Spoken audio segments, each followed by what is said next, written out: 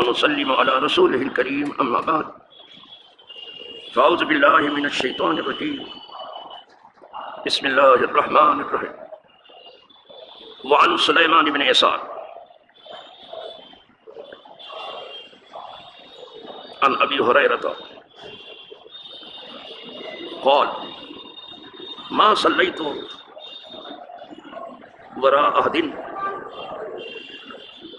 أشبه بصلاة رسول الله صلى الله عليه وسلم من فلان. قال سليمان صليت خلفه فكان يطيل الركعتين الأوليين من الظهر ويخفف الأخرين ويخفف العصر ويقرأ في المغرب بقصار المفصل، يقرأ في العشاء بوسط المفصل، ويقرأ في الظهر بالطوال المفصل. رواه النسائی ورواه ابن ماجہ إلى ويخفف العصر. آج میں نے الحمدللہ صرف ایک ہی حدیث پڑھی ہے. اس کی وجہ یہ ہے یہ حدیث پاک قدر طویل ہے، اور اگر یہ طویل ہے اس میں معلومات بھی کچھ زیادہ ہی ہے، اس لیے کہ محدثین کا انداز ہے جہاں فائدہ زیادہ ہوتا ہے اس کا ذکر کر کے ہی رہتے ہیں. یہ حدیث پاک سلیمان ابن یسار سے ہے. یہ جلیل القدر تابعی صحابی نہیں ہے، جلیل القدر بہت بڑے مرتبے کے تابعی ہیں، اور ساتھ وہ فقہا جو مدینے میں مشہور تھے اس میں سے ایک ہی ہے. مدینہ پاک میں 7 دین کے بہت جاننے والے تھے، اس میں سے ایک ہے سلیمان ابن یسار. ان سے حدیث ہے. اب ظاہر وہ بہت فائدے کی بات لائیں گے، جب بہت بڑے فقیہ صحابی ہیں تو بڑے فائدے کی چیز ہے.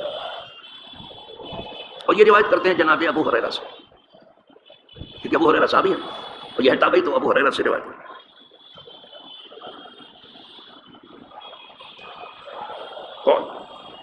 ما صلیت وراء احد اشبہ بصلاۃ رسول اللہ صلی اللہ علیہ وسلم من فلاں.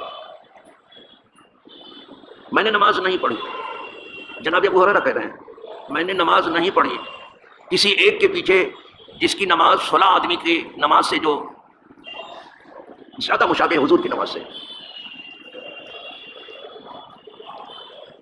میں نے اس کے پیچھے نماز پڑھی ہے جس کی نماز حضور کی نماز سے زیادہ مشابہ ہے، لیکن فلاں کہہ کر کے اس کا نام چھپا دیا. یہ تعریف بھی کسی کے کرتے تھے تو بہت احتیاط کے ساتھ، کہ کہیں جو ہے تعریف سن کر کے آدمی ادھر سے ادھر نہ ہوتا. اور کسی کی کبھی مذمت بھی کرتے تھے تو بہت سنبھل کے کرتے.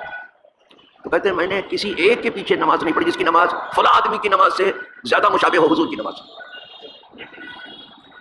ایک بات تو سمجھ میں آ رہی ہے، یہ لوگ ڈھونڈتے تھے ایسے نماز پڑھانے والے کو جس کی نماز حضور سے ملتی جلتی ہو، اور آج کیا ڈھونڈتے ہیں جہاں جلدی ہو جائے. یہ عوام کی بات ہے. پوچھتے بھی ہیں کہ بتا دو کہ جلدی کہاں ہوتی. جب علم تھا تو یہ چرچا تھا، یہ بتاؤ کہ کس کی نماز حضور کی نماز سے ذرا زیادہ مشابہت، وہاں نماز پڑھا. اور آج یہ پوچھتے ہیں یہ بتاؤ کہ جلدی سے جلدی کہاں نماز ہو جاتی. فکر ہی الٹ گئی ہے، اس لیے نتیجہ بھی الٹ گیا ہے، الٹی فکر ہو گئی. حضور کی نماز انہوں نے تو کہیں فلاں کہہ دیا، نام نہیں لیا کہ فلاں کی نماز سے زیادہ مشابہ کسی کی نماز. کچھ لوگوں نے کہا کہ وہ فلاں وہی ہے جس کو مدینے کے گورنر مروان نائب بنا کے گیا تھا، وہ ہے. کچھ لوگوں نے کہا فلاں سے مراد عمر ابن عبدالعزیز ہے، تو حضور سے ان کی نماز بہت ہے، لیکن زمانے میں بہت فرق ہے. کچھ لوگوں نے کہا فلاں سے مراد علی ہے. تو علی ہو سکتے ہیں، اس لیے کہ ابو ہریرہ کبھی کبھی کہتے بھی تھے کہ اگر کھانے پینے کا لطف کسی کو لینا ہے اور مرخن غذائیں کھانی ہیں، جیسا کہ آج اس کا ذوق زیادہ ہو گیا ہے، تو پھر اس کو چاہیے کہ امیر معاویہ کے دسترخوان پہ بیٹھے. اور اگر کسی کو نماز کا لطف اٹھانا ہے تو علی کے پیچھے کھڑا ہو جائے. ان کے الفاظ یہ تھے کہ سماعت معاویہ 10 من بڑا مرخن ہے. شاہوں کا دسترخوان تو مرخن ہوتا، امیر معاویہ کا دسترخوان بہت مرخن ہے. والصلاۃ خلف علی افضل، یہ ابو ہریرہ کہا کرتے تھے۔ بہرحال میں تو صرف اس مزاج کے قربان ہوں کہ اس وقت تلاش یہ تھی کہ وہ جگہ بتاؤ جہاں جس کی نماز ذرا بڑے سکون اور اطمینان سے سمجھے ہوتی ہو اور اس کی نماز حضور کی نماز سے کچھ زیادہ ملتی جلتی ہو، وہ جگہ بتاؤ۔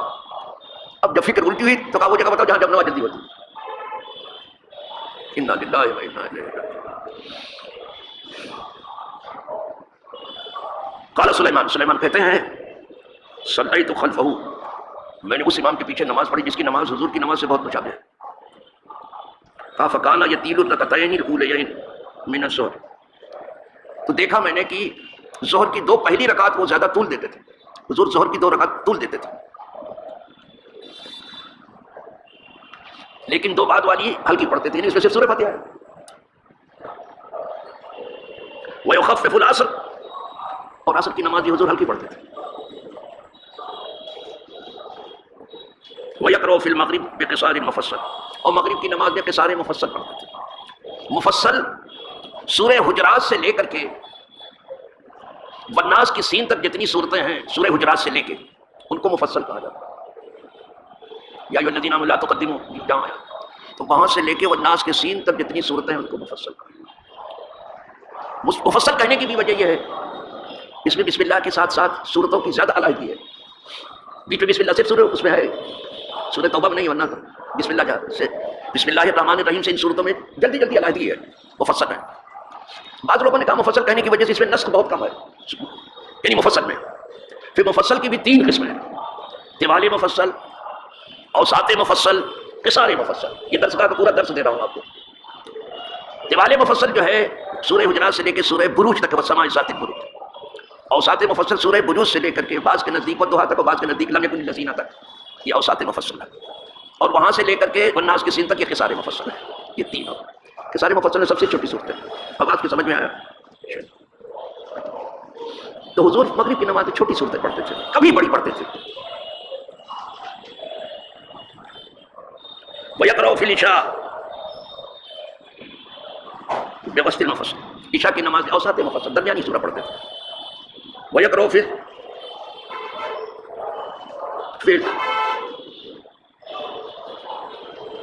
الصبح، تھوڑا سا آئی میری قریب بھی کمزور پڑی اور بہت غور سے دیکھتا تب جا کے پڑھ پاتا۔ صبح کی نماز میں طوال مفصل، تو 2 نماز میں آپ لمبی قرات کرتے تھے، فجر میں اور ظہر میں۔ رہ گیا عشاء کا معاملہ اور عصر کا معاملہ، اس میں درمیانی سورہ، اور مغرب میں بالکل چھوٹی سورہ، لیکن کبھی بڑی پڑھ دیتے تھے۔ یہ معاملہ تھا۔ رواہ النسائی و رواہ ابن ماجہ، یہ نسائی کی روایت ہے، ابن ماجہ کی، یعنی صحیح کی روایت ہے۔ وَيُخَفِّفُ الْعَصْرَ، بعض میں ہے عصر کو بھی ہلکا پڑھتے تھے۔ یہ یہاں پہ ختم ہو گیا معاملہ۔ اس حدیث پاک میں جو سب سے بڑا شعور دیا گیا کہ بندے کو چاہیے بندگی کرنے کے لیے وہ جگہ تلاش کرو جہاں ٹھیک سے بندہ بندگی ادا کر سکے، جلدی مت ڈھونڈو۔ ویسے انسان کی طبیعت میں جلدی ہے، اور اتنی جلدی ہے کہ لگتا جلدی ہی سے بنایا گیا ہے، خلق الانسان من عجل۔ طبیعت میں انسان کی جلدی تو ہے، لیکن اس طبیعت پر عمل مت کرو، شریعت پر عمل کرو۔ طبیعت جلدی چاہتی ہے، شریعت تاخیر چاہتی ہے، اور جب تک آپ طبیعت پر قابو نہیں پائیں گے شریعت کی بہاروں سے آپ لطف اندوز نہیں ہو سکیں گے۔ اسی لیے ایک عارف کی بات مجھے کبھی بھولتی نہیں ہے، وہ کہتا ہے تو کوئی سرائے طبیعت نمی روی بیروں کجا بکوئے حقیقت دوانی درد۔ ہاں جناب، ابھی طبیعت کے گلی کوچوں سے باہر نہیں نکل سکے ہیں تو حقیقت کے کوچے میں کب قدم رکھیں گے؟ پہلے طبیعت سے باہر نکلو، شریعت پر آؤ، پھر معاملہ سب ٹھیک ہو، تب معاملہ سب ٹھیک ہو۔ پہلے طبیعت پر قابو پاؤ۔ طبیعت تو جلدی چاہتی ہے، لیکن شریعت کہتی ہے جلدی مت کرو، جلدی مت کرو۔ قدرت چاہتی ہے کہ بندے میں یہ عادت آ جائے کہ اطمینان سے کام کرو۔ اسی لیے کہا گیا ہے العجلۃ من الشیطان، جلد بازی شیطان کی طرف سے۔ سنا آپ نے؟ جلد بازی کون؟ طبیعت بھی چاہتی ہے اور شیطان بھی کہتا ہے جلدی بھاگو، نکلو یہاں سے۔ تو جلدی شیطان کی طرف، تانی من الرحمن، اور دیر سے بندگی میں خوب لطف اٹھانا، دیر رحمان چاہتا ہے اور جلدی شیطان چاہتا ہے۔ اس میں وقت لگاؤ عبادت میں، آنسو بہاؤ، گڑ گڑاؤ، رو تو عاجزی کرو، یہ نہیں کہ ٹوپی پھینک کر کے بھاگو جلدی سے ادھر ادھر تو پھر فون کے پیچھے پڑ جاؤ۔ اللہ رحم کر، بہت ضروری ہے۔ الحمدللہ رب العالمین۔ اللہ کرے بندوں میں بندگی کا یہ ذوق پیدا ہو جائے کہ ان کا دل بندگی میں اچھی طرح سے لگ جائے، وہ طبیعت کی جلد بازی اور شیطان کی جلد بازی سے باہر نکل جائے۔ رحمان جو چاہتا ہے وہ کرنے کی کوشش، اطمینان سے اللہ کی بندگی کر رہے ہیں۔ قدرت چاہتی تو پلک جھپکنے میں زمین آسمان اور اس کے درمیان جو چیز ہے سب بنا دیتی، پلک جھپکنے میں، لیکن کتنے دن میں بنایا؟ 6 دن میں بنایا۔ بندوں کو بتانے کے لیے کہ کام ذرا اطمینان سے کرنا، یہ بندوں کو سبق، خدا خدا ہو کے چاہتا ہے اطمینان سے کرنا، بندے بندے ہو کر خدا جانے کس جلدی میں پڑے۔ جہاں ذوق ہے، کبھی کبھی سیدہ فاطمہ رضی اللہ تعالیٰ ہماری جانیں قربان، ان کی عظمت پر اور ان کی طہارت پر، ان کی نجابت پر، ان کی شرافت پر، ان کی سیادت پر، جب سجدے میں سر رکھتی تھی تو اپنے مولا کو یاد کرتی تھی، وہ اٹھانے کا نام ہی نہیں لیتی تھی۔ کبھی صبح ہو جاتا ہے، اللہ یہ ابھی ٹھیک ہے، تجھے تیرا سجدہ نہیں کر سکی، یہ رات ختم ہو گئی۔